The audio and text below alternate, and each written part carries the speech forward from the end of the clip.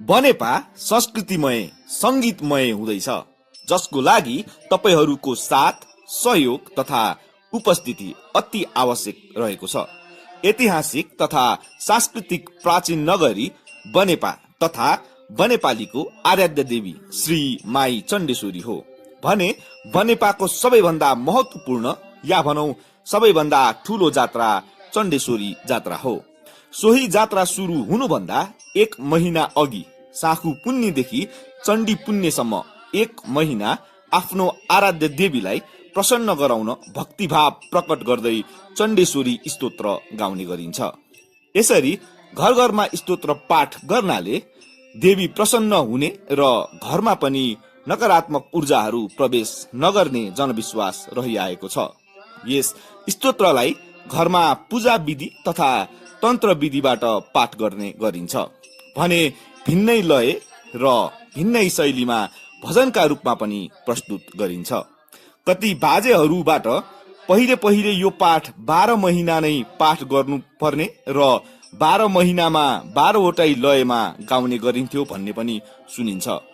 यो चण्डेश्वरी स्तोत्र जगत सिंहज्यूले नेपाल सम्वत 798 अर्थात् आज भन्दा झन्नै 348 वर्ष अघि जितामित्र मल्लको पालामा लेख्नु भएको हो भने यस स्तोत्र भोत बनेपाका कवि जगत केशरी ज्यूले रचना गर्नुभएको हो।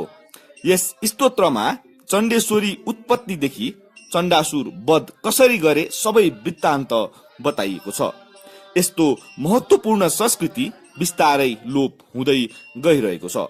घरमा पाठ गर्न धेरैले छोडिसकेका छन् भने कति अहिलेका पुस्ताहरूले त सुनेका पनि छैनन्। भजनमा पनि कमै गाउने गरिन्छ।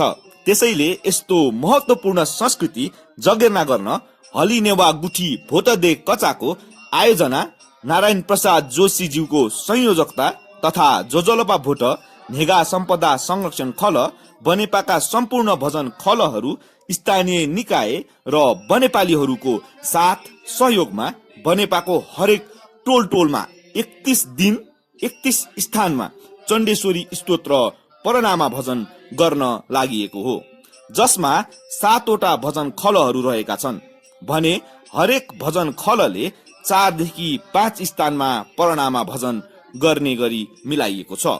चैत्र 18 गते चण्डेश्वरीबाट सुरु भएर वैशाख 18 गते चण्डेश्वरीमा नै समापन गरिने यस परनामा भजनमा सम्पूर्ण टोलवासीलाई, भजन टोलीलाई साथ सहयोग र समन्वय गरिदिन र सम्पूर्ण बनेपालीलाई सकेसम्म 1 महिना नै यो चण्डेश्वरी स्तोत्र सुनिदिनु हुन विनम्र अनुरोध गर्दछु। 31 दिनको ठूलो कार्यक्रम भएको र संस्कृति जोगाउने पाइलामा तपाईहरूमा आर्थिक, नैतिक तथा भौतिक साथ सहयोगको लागि पनि अनुरोध गर्दछु। सम्पदा संस्कृति नै हाम्रो पहिचान हो र यसको संरक्षण हामी सबैको दायित्व हो। धन्यवाद।